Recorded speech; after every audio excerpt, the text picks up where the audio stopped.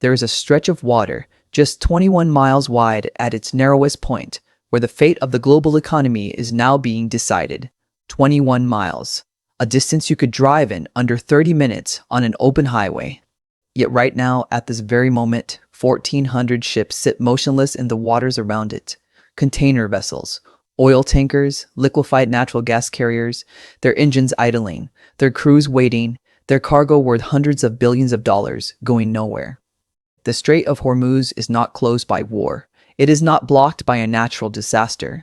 It is held hostage by a demand. $2 million per vessel. Pay it and you pass. Refuse and you wait. And as of today, the world is still deciding whether to pay. To understand how we arrived here, you have to understand what the Strait of Hormuz actually is.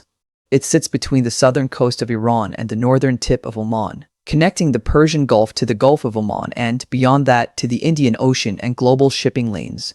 Every single day in normal times, roughly 17 million barrels of crude oil pass through it, nearly 17% of the world's total oil consumption, and approximately 20% of all liquefied natural gas traded globally.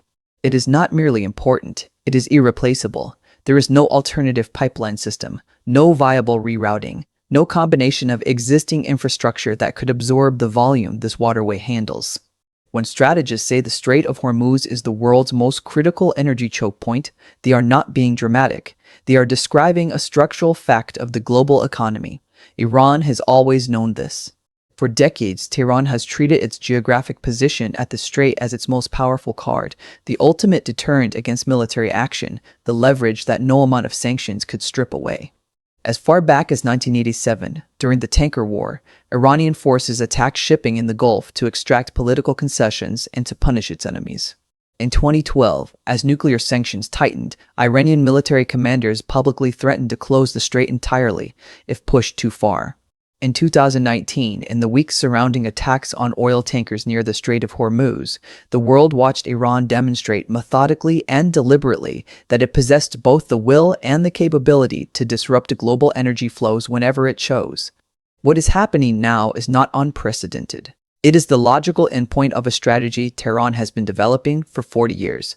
The immediate crisis began in the fragile aftermath of what diplomats cautiously called a ceasefire. The details of that agreement remain contested and, in critical areas, deliberately vague, a product of negotiations that moved faster than any of the underlying grievances could be resolved. What is not contested is what happened next. Within 72 hours of the ceasefire announcement, Iranian Revolutionary Guard Corps moved additional naval assets into the lower Gulf. Within a week, Iranian authorities issued new navigational directives, requiring all commercial vessels wishing to transit the strait to obtain prior clearance from Iranian maritime authorities. The fee attached to that clearance, $2 million per vessel. No exceptions, no waivers, no diplomatic courtesy passages. The response from shipping companies was immediate and unanimous. Their vessels stopped. Not because the industry lacks the capacity to absorb a $2 million fee in isolation. For the largest oil tankers, a single cargo can be worth $300 million. But because paying would set a precedent so dangerous that every major maritime insurer, every shipping conglomerate, and every flag state government told their vessels the same thing: do not pay. To pay is to legitimize. To legitimize is to make permanent.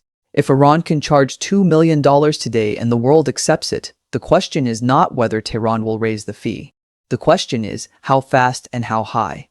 The man whose words have reverberated most forcefully through the diplomatic corridors dealing with this crisis is the head of Abu Dhabi's national oil operation, a figure whose public statements carry enormous weight precisely because he speaks not as a politician calculating electoral consequences, but as the operational mind behind one of the world's most strategically significant energy enterprises. In a press statement that was clicked and rebroadcast across every major financial news network within hours of its release, he described what Iran is doing as the weaponization of a global commons. He was precise and deliberate in his language. This is not, he said, a transit fee. It is a ransom mechanism dressed in the language of maritime administration. The distinction matters enormously. A fee can be negotiated. A ransom, once paid, creates a hostage relationship. Abu Dhabi, he made clear, will not participate in creating that relationship. What makes Abu Dhabi's position particularly significant is its geography. The UAE sits just across the water from Iran, and Abu Dhabi's own energy exports depend, in part, on Gulf shipping routes. The emirate has worked for years to reduce its dependence on the strait specifically because of this vulnerability. The Habshan-Fujairah pipeline was built to allow crude oil to bypass the Strait of Hormuz entirely, running overland from Abu Dhabi's interior oil fields to the port of Fujairah on the Gulf of Oman. That pipeline now operates at full capacity, but it handles only a fraction of what the broader Gulf energy network needs to move. Abu Dhabi can partially insulate itself. The rest of the world cannot. Satellite data compiled by maritime tracking firms paints a picture that is staggering in its scale. As of the latest available count, 1,400 vessels are anchored or drifting in holding patterns across the Gulf, in the waters off Fujairah, in the lower reaches of the Persian Gulf, and the anchorages east of Bahrain. The concentration of value sitting immobile in these waters is almost beyond reckoning. Crude oil tankers alone represent hundreds of millions of barrels of petroleum that refineries in Europe, Asia, and North America are waiting to receive. The container ships carry everything from electronic components to automobile parts to medical equipment. The LNG carriers represent winter heating supplies for households across Japan, South Korea, and the European continent. None of it is moving. All of it is costing money, every hour, as demurrage fees mount and supply chains begin to fracture. The economic modeling coming out of major financial institutions in the weeks since the blockade began is uniformly alarming. A sustained closure of the Strait of Hormuz for 30 days would, according to projections from energy economists at two major investment banks, push the benchmark price of crude oil past the levels seen during the worst of the 2022 energy crisis. The transmission mechanism is not complicated. Reduced supply in a market where demand has not fallen produces higher prices. Higher oil prices raise transport costs, which raise the cost of manufactured goods, which raise consumer prices across virtually every product category. This is not a regional energy problem. It is a global inflation event waiting to be triggered, sitting loaded in the Gulf, 1,400 ships deep. The United States government's position has been characteristically difficult to read with precision. The formal statement from the State Department acknowledged the disruption, affirmed America's commitment to freedom of navigation, and called on all parties to respect international maritime law. What it did not do is specify consequences. What it did not do is issue a timeline. Behind that deliberate ambiguity is a calculation that the White House has been wrestling with since the ceasefire collapsed into the standoff. Any public ultimatum to Iran that Tehran ignores becomes a credibility problem. Any military escalation in the strait risks shattering the ceasefire entirely and potentially reigniting a broader conflict whose parameters and endpoints are deeply unclear. The administration is threading a needle between looking strong and avoiding catastrophe, and the needle is getting smaller by the day.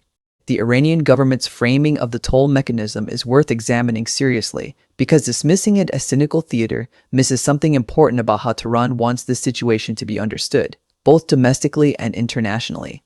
Iranian authorities have described the $2 million clearance fee not as a blockade but as a sovereign maritime administration measure, citing historical precedents for states charging for navigational services in their territorial approaches. They have pointed to the Panama Canal's toll structure, to the fees charged by various states for pilotage services, and to the broader principle that transit through waters adjacent to a nation's coast is not unconditionally free. The argument is legally thin in the specific context of the Strait of Hormuz, which international law designates as a strait used for international navigation, granting all vessels transit passage rights that cannot be conditioned on payment. But the argument is not made to win a legal debate. It is made to create a narrative. Iran is not a rogue actor seizing a global waterway. Iran is a sovereign state exercising administrative authority within its sphere of influence. That narrative is finding limited but non-trivial traction in certain quarters. Several governments in the global south, long skeptical of what they describe as Western double standards in the application of international law, have issued statements that stop well short of condemning Iran. Russia and China, both of which have complex economic and strategic relationships with Tehran, have called for dialogue rather than pressure. China's position is particularly consequential. Beijing is the single largest buyer of Iranian crude oil, and Chinese-flagged vessels are among those currently anchored outside the strait. There are unconfirmed reports, treated with appropriate caution by Western intelligence analysts. The negotiations have been proceeding between Chinese maritime officials and Iranian counterparts regarding a separate arrangement for Chinese-flagged vessels. If those reports are accurate, the strait is becoming not merely an economic crisis, but a fracture line in the international order, a place where the unity of the rules-based maritime system begins to visibly crack. The military dimension cannot be extracted from the economic one. The United States Fifth Fleet, headquartered in Bahrain, has maintained a persistent naval presence in the Gulf throughout this crisis, and that presence has been reinforced. Aircraft carrier strike groups have repositioned. Mine countermeasure vessels, the unsexy workhorses of Gulf naval operations, essential for clearing the kind of asymmetric threat Iran's mine-laying capabilities represent, have been moved to forward positions. The message that presence is meant to send is clear enough. But presence alone in this situation does not resolve the fundamental tension. Iranian forces are not firing on shipping, they are charging for it. A naval response to a toll booth is a far more complicated proposition, legally and politically, than a naval response to an attack. There are voices in the diplomatic community urging a different approach, one that treats the toll mechanism not as an outrage to be confronted militarily, but as an opening, however cynically constructed, for negotiation. The argument runs as follows. Iran has created a mechanism that generates revenue and projects power, but it has done so in a way that preserves a face-saving path out. The $2 million fee is not a permanent closure. It is a price. Prices can be negotiated down to zero through diplomatic agreements that give Tehran something it values more than the revenue, sanctions relief, security guarantees, regional recognition of its interests. The ceasefire, whatever its flaws, established that Iran and the United States can reach agreements under pressure. Perhaps, this argument goes, the Strait crisis is not a violation of that framework, but a test of it. Tehran probing whether Washington will negotiate its way through a crisis or resort to pressure that could blow up the region. The problem with that argument, as its critics inside several Western governments have noted, is sequencing. To negotiate the terms of passage through the strait while 1,400 ships sit hostage to the fee is, in the view of hardliners in Washington, Riyadh, and Jerusalem, precisely the kind of capitulation that will invite the next demand. Iran does not raise the pressure and then offer to reduce it as a goodwill gesture. This argument goes. Iran raises the pressure and keeps it elevated until concessions are extracted, then raises it again when the next negotiating cycle begins. The historical record, from the nuclear negotiations to the tanker war to the series of Gulf provocations over the past decade, is cited in support of this reading. There is no easy synthesis between these two positions. Both are grounded in real evidence. Both lead to genuinely different strategies, and right now, neither has prevailed inside the corridors where the decisions are being made. For the ordinary person watching this crisis from outside the Gulf, the most important thing to understand is the timeline compression that is now operating. Shipping disruptions of this scale did not remain abstract economic statistics for long. The first signals appear in energy prices. Oil and gas futures markets have already priced in a significant risk premium that did not exist 60 days ago. The second signals appear in freight rates, which have spiked sharply as available tonnage shrinks and the cost of rerouting vessels around the Cape of Good Hope, an additional 10 to 14 days of transit time, becomes factored into every shipping contract. The third signals appear in product availability, the kinds of shortages and delays that consumers notice when an electronic component is backordered, when a pharmaceutical ingredient becomes difficult to source, when the price of a specific manufactured good climbs without an obvious domestic cause. None of these effects are instantaneous, but none of them are distant. They are in the pipeline, moving toward every economy in the world at the speed of logistics. There are two scenarios that analysts with the most institutional credibility are watching most closely as they try to project how this crisis resolves or fails to resolve over the coming weeks. The first is a negotiated de-escalation brokered perhaps through an intermediary. Oman has historically played this role between Washington and Tehran, and there are signals that Omani diplomatic channels are active. In this scenario, Iran agrees to suspend the toll mechanism in exchange for something. The specifics remain to be determined, but the architecture of a deal exists. Shipping resumes. The global economy absorbs the damage already done and begins to recover. The precedent set is dangerous, but not catastrophic. Iran has demonstrated it can extract concessions through maritime pressure, which will shape every future negotiation with Tehran, but the immediate crisis ends. The second scenario is a continued standoff that gradually forces the hand of major powers in ways none of them want. In this scenario, the economic pressure mounts beyond the threshold that governments can absorb politically. Energy prices push into territory that threatens recessions in import-dependent economies. Domestic political pressure forces faster escalation than careful diplomatic management would prefer. Military incidents, not necessarily planned, but the kind of accidents and miscalculations that happen when naval forces from hostile states operate in close proximity under high tension, create crisis dynamics that spiral in directions no one fully controls. This is not the most likely scenario today, but its probability is not zero, and it rises with each day that 1,400 ships sit motionless and two governments calculate whether the other will blink first. What is certain, regardless of how this specific episode resolves, is that the world has just received a vivid and expensive demonstration of a vulnerability it has known about in theory for decades and done almost nothing to address in practice. The concentration of global energy flows through a single 21-mile passage in waters adjacent to a state with both the motivation and the capability to disrupt those flows is not a problem that diplomacy alone can permanently solve. Every resolution of this crisis that does not include a structural reduction in the global economy's dependence on the Strait of Hormuz is, at best, a deferral. The ships may move again, the waters may calm, but the toll booth will still be there, manned and ready, the next time Tehran decides the price of passage needs to go up. And somewhere in the Gulf tonight, 1,400 crews are watching the horizon, waiting for an answer that has not yet come.